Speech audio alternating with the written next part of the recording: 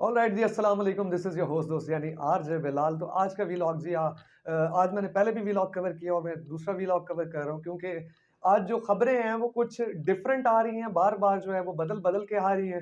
उनको समझाना, क्योंकि हम कोई कानून के स्टूडेंट तो हैं नहीं, या हमने कानून पढ़ा हो। हम सादे से सहाफ़ी हैं जी। आप काम कर रहे हैं इस मुल्क को कौम की के लिए, और जो है वो सादा सी सहाफ़त कर रहे हैं। ओरिजिनल जर्नलिज्म आपको बता रहे हैं कि इस मुल्क में आइन और कानून क्या चीज़ है, आपको भी समझा रहे हैं ताकि सादा लो इंसान भी जो है वो आइन और कानून को समझ पाए।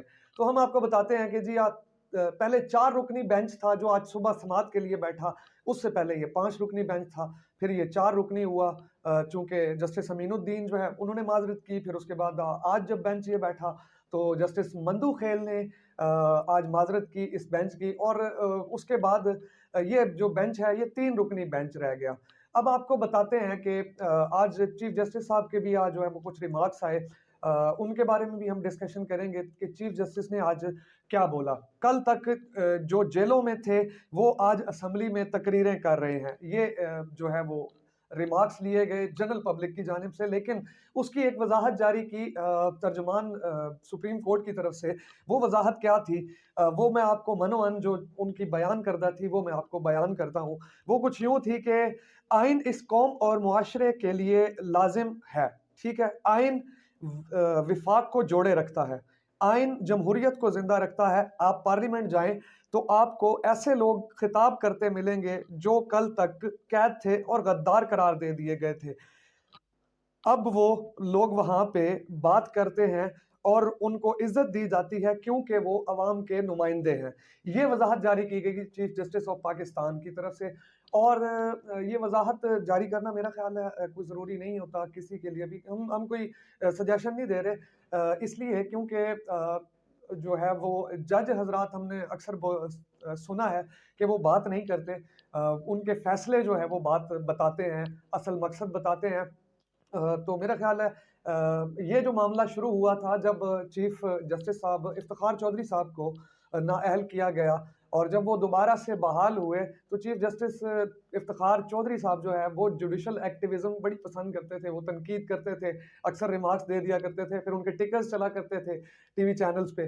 तो ये जुडिशल एक्टिविज्म जो है वो इफ्तिखार चौधरी साहब के बाद आज शुरू हुई और आज तक ये चलती आ रही है।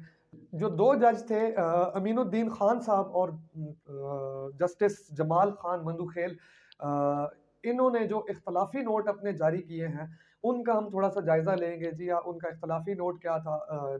जस्टिस जमाल खान मंदूखेल ये कहते हैं कि कल जब ये अमीनुद्दीन खान साहब ने रिफ्यूज़ किया और इस केस को सुनने से माजरत की, तो जब वो उठे तो उसके बाद चीफ जस्टिस ने कोई हुक्मनामा जारी नहीं किया। फिर उसके बाद मैं अपने जो है वो बेंच में जाके अपने चैम्बर में बैठा भी रहा, लेकिन उनकी तरफ से कोई ऑर्डर नहीं आया। जब मैं घर पहुंच गया तो मेरे घर जो है वो हुक्मनामा भेजा गया। यानी उनके घर जाने के बाद ये हुक्मनामा जो है वो चीफ जस्टिस की जानिब से उनके घर भेजा गया और वहाँ उस पे साइन करवाए गए। तो उन्होंने कहा कि इस मामले को खुली अदालत में जो है वो नहीं सुना गया, और ऑर्डर ऑफ द कोर्ट जो 4-3 का फैसला था 1 मार्च का, या 3-2 का फैसला था, वो आपने खुली अदालत में जो है वो जारी नहीं किया।